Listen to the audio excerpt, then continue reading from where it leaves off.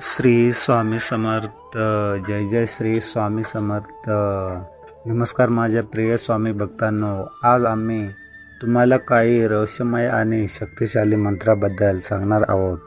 त्याचा वापर करून तुम्ही तुमच्या आयुष्यातील प्रत्येक गोष्ट आकर्षित करू शकता, ज्यांची तुम्ही कधीही कल्पना केली नसेल. हा मंत्र तुम्हाला खूप सोपा वाटेल, पण त्यात इतकी ऊर्जा आणि सामर्थ्य आहे की ते तुमचे विचार, तुमच्या भावना आणि तुमचे वास्तव्य कायम बदलू शकतो. आपण जे काही बोलतो त्याचा आपल्या जीवनावर थेट परिणाम होतो. भक्तांनो, अगदी खरे आहे की आपल्याद्वारे बोललेले मंत्र फक्त आवाज नसतो, ते ऊर्जाच्या रूपात आपल्या आजूबाजूला पसरत असतो आणि ही ऊर्जा आपल्या विचारांच्या आणि आपल्या भावनांना परिणाम करते. आता कल्पना करा की आपण जाणून बुजून काही खास मंत्र बोलतो, ज्यात आपल्या स्वप्नांचा सत्य धारण्यात ताकद असते. भक्तांनो, तुम्ही विचार करत असाल की हे कसे शक्य आहे. भक्तांनो, इथे आपण या शक्तिशाली मंत्राबद्दल बोलत आहोत. या शक्तिशाली मंत्रा इतकी शक्ती आहे की आपल्या अवस्थेत मनावर थेट परिणाम करते. हा मंत्र आपली आंतरिक ऊर्जा एका विशिष्ट दिशेने घेऊन जातो. उदाहरणार्थ, जर तुम्हाला पैसे आकर्षित करायचे असतील तर स्वामी भक्तांनो, हा मंत्र खूप लाभदायक आणि शक्तिशाली आहे.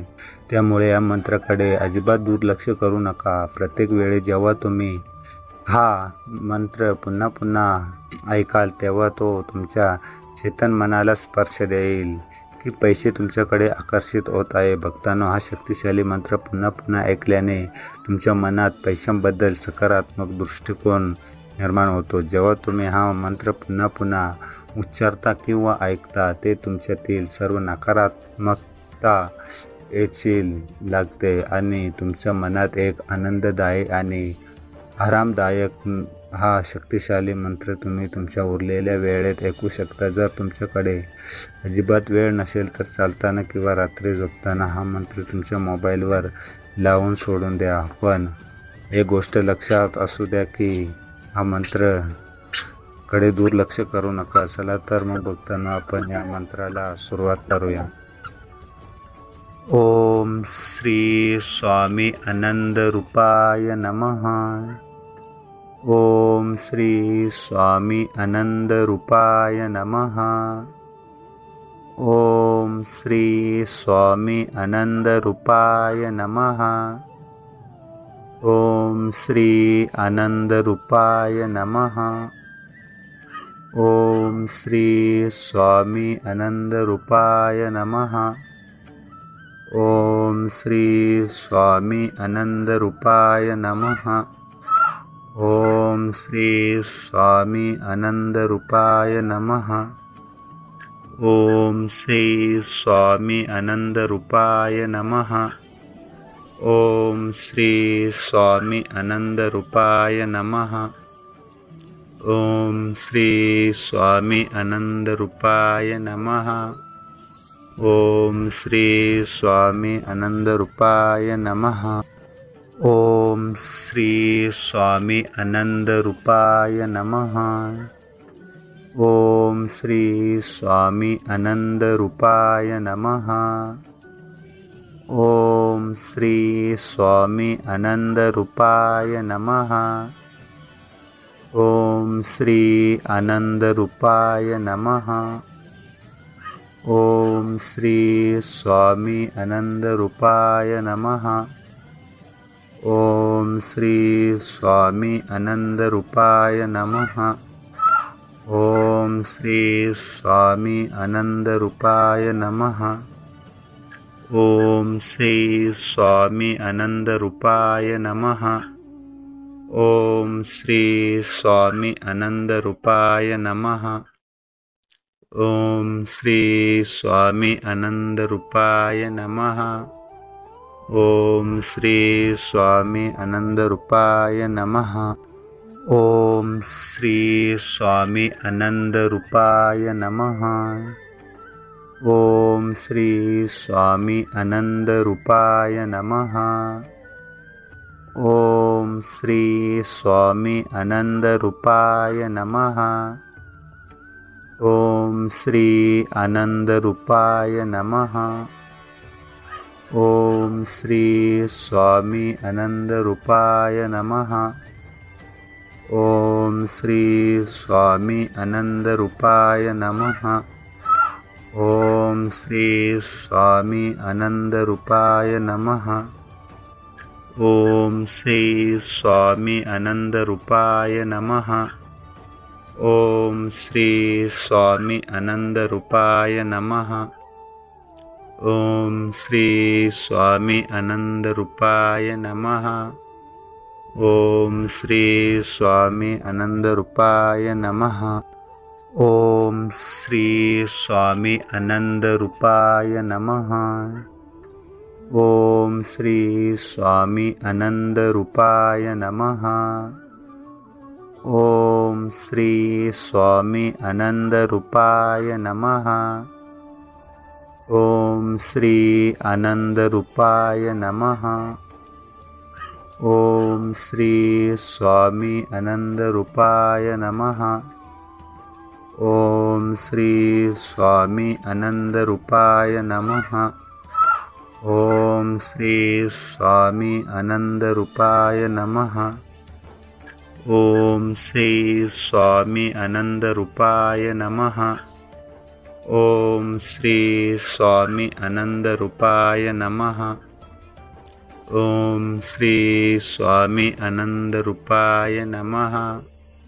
ओम श्री स्वामी आनंदरूपाय नमः। ओम श्री स्वामी आनंदरूपाय नमः। ओम श्री स्वामी आनंदरूपाय नमः। ओम श्री स्वामी आनंदरूपाय नमः। ओम श्री आनंदरूपाय नमः। ओम श्री स्वामी आनंदरूपाय नमः। ओम श्री स्वामी आनंदरूपाय नमः।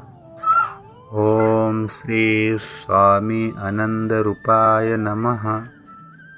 ओम श्री स्वामी आनंदरूपाय नमः। ओम श्री स्वामी आनंदरूपाय नमः। ओम श्री स्वामी आनंदरूपाय नमः। ओम श्री स्वामी आनंदरूपाय नमः। ओम श्री स्वामी आनंदरूपाय नमः। ओम श्री स्वामी आनंदरूपाय नमः। ओम श्री स्वामी आनंदरूपाय नमः। ओम श्री आनंदरूपाय नमः। ओम श्री स्वामी आनंदरूपाय नमः। ओम श्री स्वामी आनंदरूपाय नमः। ओम श्री स्वामी आनंदरूपाय नमः। ओम श्री स्वामी आनंदरूपाय नमः। ओम श्री स्वामी आनंदरूपाय नमः। ओम श्री स्वामी आनंदरूपाय नमः। ओम श्री स्वामी आनंदरूपाय नमः। ओम श्री स्वामी आनंदरूपाय नमः। ओम श्री स्वामी आनंदरूपाय नमः। ओम श्री स्वामी आनंदरूपाय नमः। ओम श्री आनंदरूपाय नमः। ओम श्री स्वामी आनंदरूपाय नमः। ओम श्री स्वामी आनंदरूपाय नमः। ओम श्री स्वामी आनंदरूपाय नमः। ओम श्री स्वामी आनंदरूपाय नमः। ओम श्री स्वामी आनंदरूपाय नमः। ओम श्री स्वामी आनंदरूपाय नमः। ओम श्री स्वामी आनंदरूपाय नमः। ओम श्री स्वामी आनंदरूपाय नमः। ओम श्री स्वामी आनंद रूपाय नमः। ओम श्री स्वामी आनंद रूपाय नमः। ओम श्री आनंद रूपाय नमः। ओम श्री स्वामी आनंद रूपाय नमः। ओम श्री स्वामी आनंद रूपाय नमः। ओम श्री स्वामी आनंद रूपाय नमः। ओम श्री स्वामी आनंद रूपाय नमः। ओम श्री स्वामी आनंद रूपाय नमः। ओम श्री स्वामी आनंद रूपाय नमः।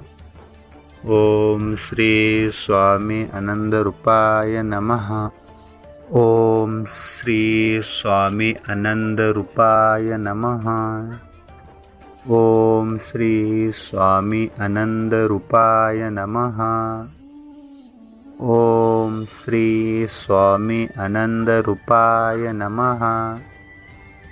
ओम श्री आनंद रूपाय नमः। ओम श्री स्वामी आनंद रूपाय नमः। ओम श्री स्वामी आनंद रूपाय नमः। ओम श्री स्वामी आनंद रूपाय नमः। ओम श्री स्वामी आनंद रूपाय नमः। ओम श्री स्वामी आनंद रूपाय नमः। ओम श्री स्वामी आनंद रूपाय नमः। ओम श्री स्वामी आनंद रूपाय नमः। ओम श्री स्वामी आनंद रूपाय नमः। ओम श्री स्वामी आनंद रूपाय नमः। ओम श्री स्वामी आनंद रूपाय नमः।